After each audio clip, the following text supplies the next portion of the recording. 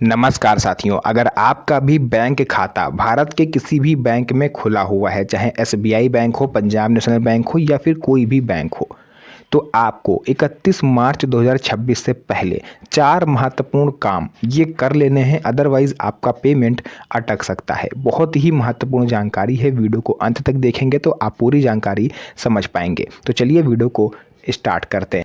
तो जैसा कि आप सभी लोग जानते ही होंगे कि 31 मार्च ये एक ऐसी तारीख होती है जब हर साल आपका वित्तीय वर्ष खत्म होता है, क्योंकि 1 अप्रैल से नया वित्तीय बजट शुरू हो जाता है, वित्तीय वर्ष शुरू हो जाता है। तो ऐसे में 31 मार्च तक बैंक में क्लोजिंग चलती है। इससे पहले आपको ये 4 काम करने हैं जो मैं आज आपको बताऊंगा।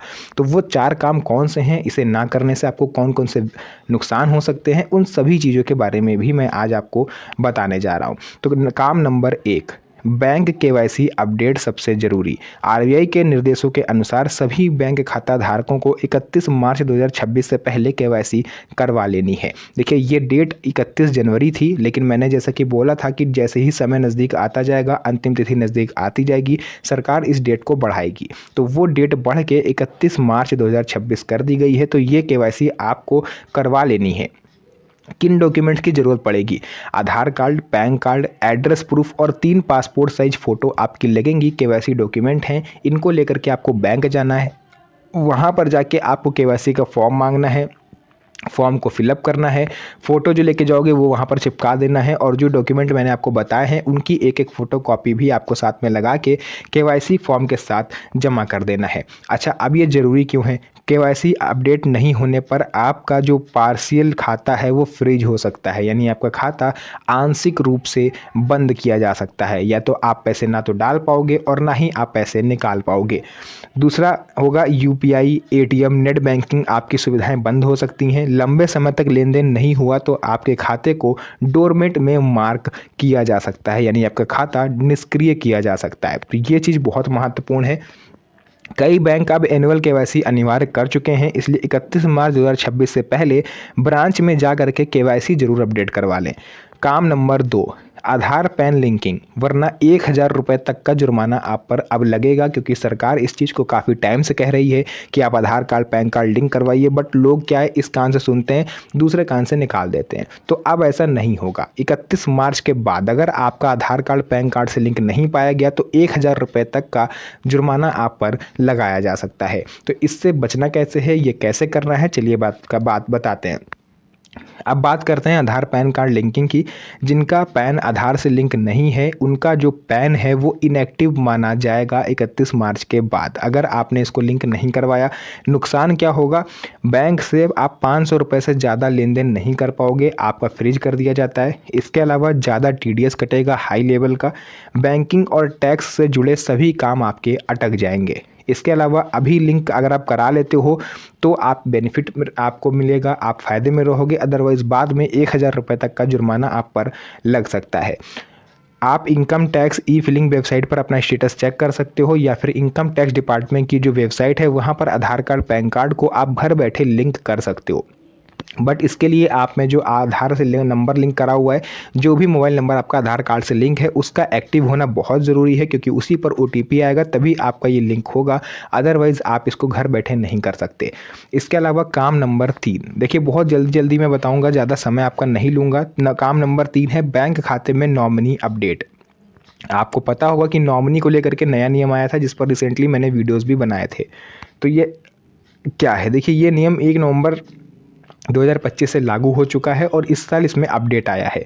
आप बैंक खातों में एक नहीं बल्कि आप 4 नॉमिनी जोड़ सकते हो। अभी तक क्या था कि अगर आपका बैंक अकाउंट है तो उसमें मैक्सिमम एक ही नॉमिनी आप जोड़ सकते थे, लेकिन अब क्या है कि आप 4 नॉमिनी उसमें जोड़ सकते हो। आप चाहो, जैसे किसी के 3 बेटे होते थे तो किसी एक को वो नॉमिनी अगर जोड़ लेते थे तो बाकी के 2 नाराज़ हो जाते थे कि हमसे प्यार नहीं करते हैं पापा मम्मी, या हमारा कोई अधिकार नहीं रहा घर पर। तो ऐसे में सरकार ने थोड़ा सा गंभीरता से इसको सोचा और नॉमिनी की संख्या 4 कर दी। अब आप एक बेटे को नहीं, तीनों बेटों को नहीं, साथ में पत्नी को भी अपना नॉमिनी बना सकते हो, पूरी फैमिली को, है ना।